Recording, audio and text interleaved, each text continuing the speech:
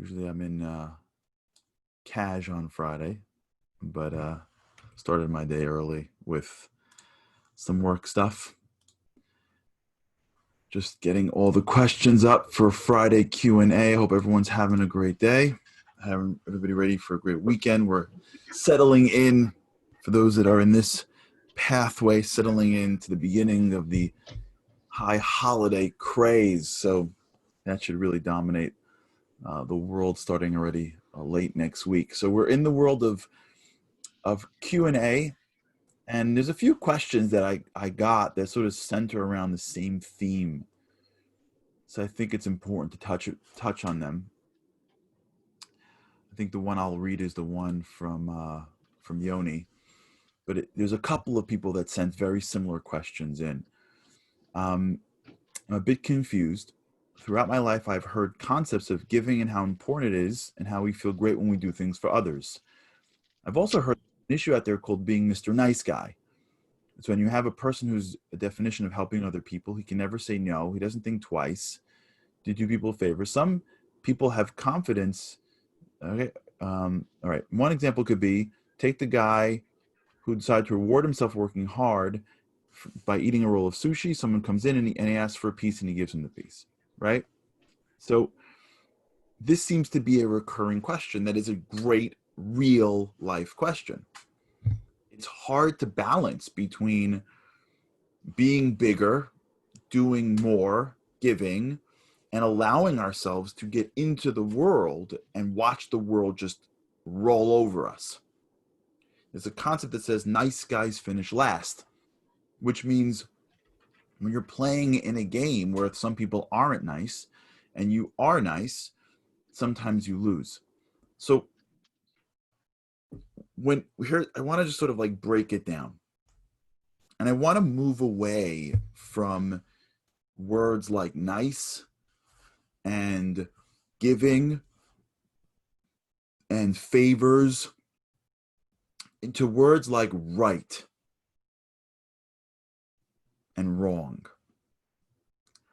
Words like growth. And change the paradigm for how we see giving. From being a blanket give to being an analysis as to what's the right thing to do, regardless of the consequences. What's necessary for my growth? What would God want of me? And when we start to change that way of seeing the world from nice to right, there are many times the right thing to do is to not be nice. I am sure there are times that if the state of Israel would have been like, hey guys, do you mind if we all like get along? Like, man, we're not gonna like raise an army. Come on. I know that you just bombed this area, but like maybe we can just talk about it. Here's some more land. Here's some more stuff, right? I'm gonna be the giver. That wouldn't work out very well. People like that all the time. People are empowering the people around them to be more dysfunctional. The classic case that we speak about here all the time are helicopter parents, of which I personally am at risk, especially for my little ones. I'd love to be a helicopter parent. I'd love to solve everything. I hate when my kids, or my wife for that matter, is struggling in anything. And I would love more than anything to fight every one of my kids' battles and give to them the answers to help them with math homework and give to them a more sophisticated defense when they really do the wrong thing, but they're getting in trouble in school. And I have to hold it back. I would love to go out in the business world and just assume everyone's going to treat me well and never use a contract and never have to worry about putting into place things that may trigger when things go wrong. I would love that. I've been burned times. I'm sure people have as well. Well-intentioned people that really aren't so well-intentioned. So if we live in the world of giving and not giving, yeah, we may end up going over. The Torah demands of us to give a portion of our money away in charity, but it creates limits. But what about me giving more? Well, God's like, I got it. No, I appreciate that. But anytime you're operating off emotions or even operating off one trait and you go overboard, you'll ultimately end up losing. So how do you know it's right? This is what introspection is all about. This is what life feels like. What we're trying to do here on the show is start a new pathway towards life, which is introspective, which is deliberate. That's why journaling is a core to all of this, because it's not really about whether you get it right. It's about whether you strive to get it right, like authentically strive to get it right. Right? The husband, the dad, the business person, whatever it is, the person who is trying to get it right, they may get it wrong sometimes, but they're actually thinking about it. That's the growth. The growth in the marriage is not like you're married for 15 minutes and like you say everything she wants to hear. The growth in marriage is you say something, it doesn't go over well, and as opposed to just getting into like, he said, she said, I'm annoyed, you actually go back into your own world and go, what did I do wrong? How did that not come over well? Why do I feel this way for?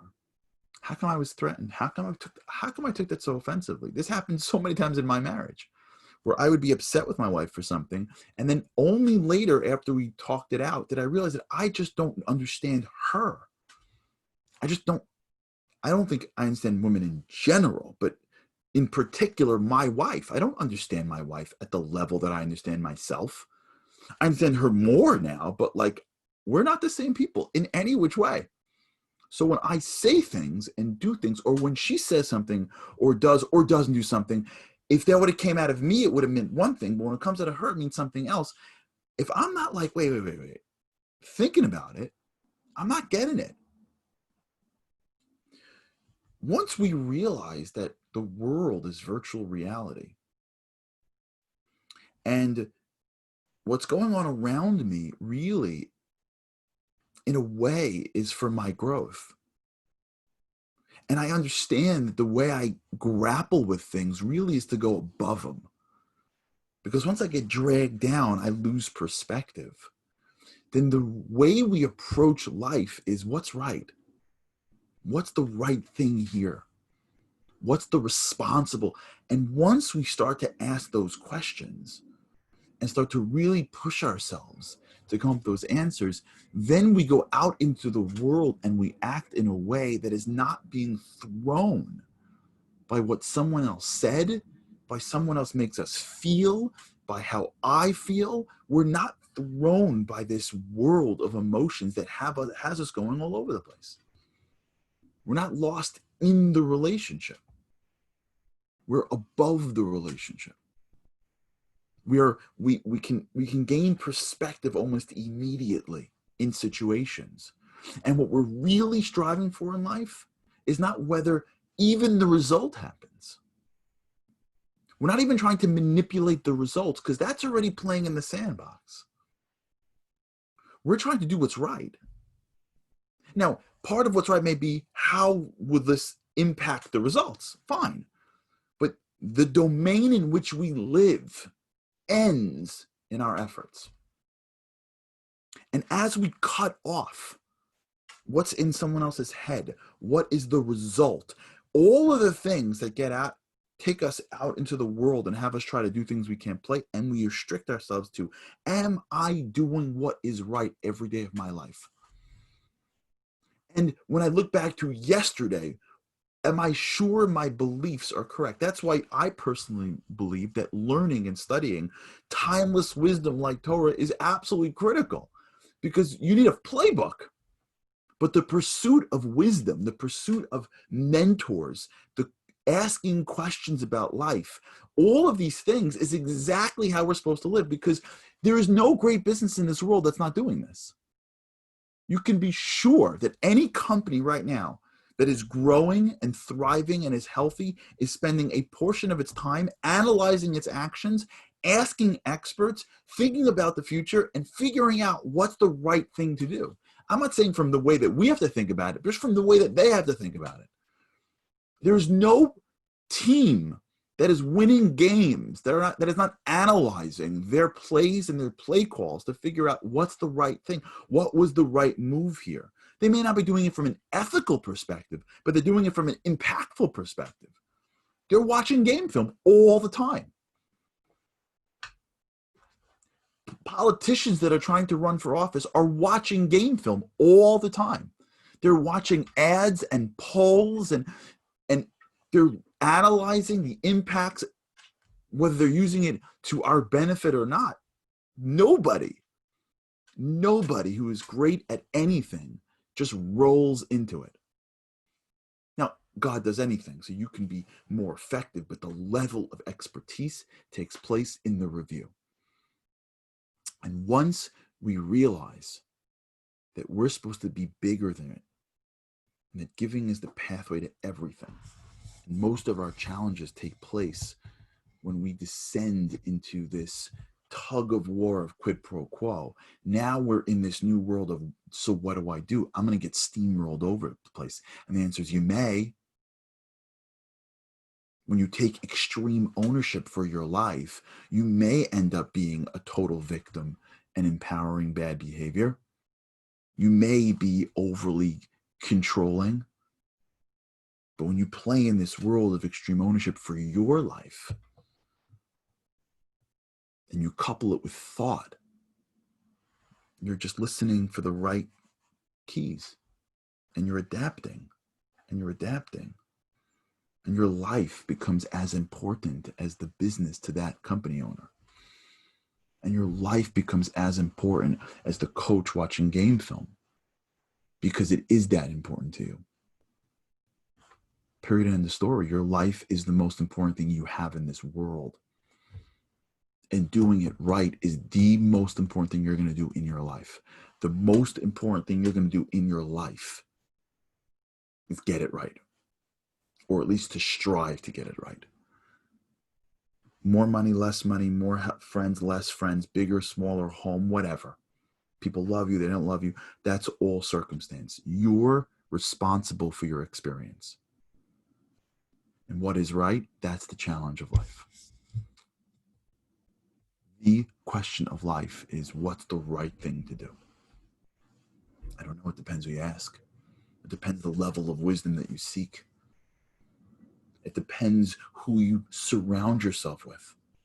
It depends how you question your own thinking. But the goal in life is to find that wisdom, is to live by that wisdom, and to set your life around wisdom, and to control your actions so that it always aligns with the things that is right and wise. There is no one way. There is no one size fits all. Every scenario needs to be thoughtful. And that makes life daunting. We don't want that. That's why, just to circle back, why the high holidays are so scary for people, because nobody wants to be judged. And people think of high holidays like, I don't know, some of the things that people think about the high holidays, God's like sitting there and ready to like strike you. Well, maybe we'll talk about this. For those that get timeless lessons, we'll be talking about this. We don't want to be judged. We don't want to be analyzed. We don't want people to like question us. We don't want anyone to criticize us. We're so fragile. We're so concerned about looking bad and being wrong that we don't question our actions. We don't push ourselves to ask ourselves the tough questions. And so we don't know if we're being right or wrong. So when we do something, we're not sure it's even right. So we wait for a result. That person who really thinks about what's right and gives the sushi or gives their time, and the person spits in their face, if you believe what you did was right, it doesn't matter to you. And you also know that you don't know the future, so who knows if in the future you'll make it back. And on the flip side, that person who's never thought about it and doesn't give, feels bad about it. Because they don't have that strength to push for what they believe is the right thing to do. Now, what I'm saying may sound vague. It is, because it's not supposed to be black and white. If it was, we wouldn't need to be here. If life was supposed to be black and white, we'd all be just computers. AI is black and white. It's a complexity of black and white, but it's always just 1 and a 0. Everything that every computer has ever done is always just 1s and 0s. Sophisticated 1s and 0s, but it's 1s and 0s. It's at the end of the day black and white. But the soul is complex, and the soul is gray, and life is gray. And the vagueness of which our lives work is the world in which we have to create clarity in. That's where we have to seek wisdom.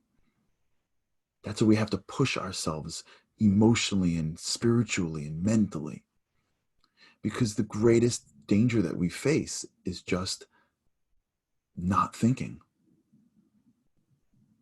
And not thinking makes our actions basically rely on coincidence. And we feel it sometimes, where someone gives us a lot of credit for something that we did when deep down we know it was luck. Another question from Yechiel. Listen to this question. We speak about talking about our pain and not just keeping it for ourselves, but using it to help others. What if you're going through something you don't see the purpose in pain? You don't know how you can share with anybody. How do you make your pain purposeful? So that's a great question. So this is very much connected. Pain isn't purposeful because it could be shared with others. Pain is purposeful because that's what pain is. When you live in a world and you believe that there's purpose to the world, there's purpose in everything. So there's purpose in pain. Not because you're finding the purpose in pain, because there's purpose in everything. And so if you are experiencing pain, by definition, there is purpose in that pain. The goal isn't to find purpose in pain. The goal is to be able to find the purpose in the pain. There is purpose. You don't know what the purpose is. So you could be sure there's purpose. And you may not see the purpose for 20 years. I know someone who suffered an accident when they were younger, and later on in their lives, like 10, 15 years later, it became the North Star for levels of helping like they could never dream. Who knows? You're trying to constantly understand that there's purpose here. And it may be that the way you deal with pain is just the pain. You may be just dealing with pain and just trying to alleviate the pain. But part of the alleviation of the pain is to know that there's purpose here. And I want to find it. And I want to search for it. And I want to uncover it in myself. It's exactly the opposite of the coins, what we spoke about. Giving, taking, pain, pleasure. These are all inputs into the avatar called you in the virtual reality game called life. But understand that whatever it is, it's purposeful. And whatever it is, you're either going to use it properly or use it improperly. And when we start to look at life that way, in a normal, healthy way, life starts to take on a little bit of a different taste. It becomes something that is worthy of our investigation. It becomes something that we're not going to get thrown by as quickly. It becomes something that is consistently purposeful.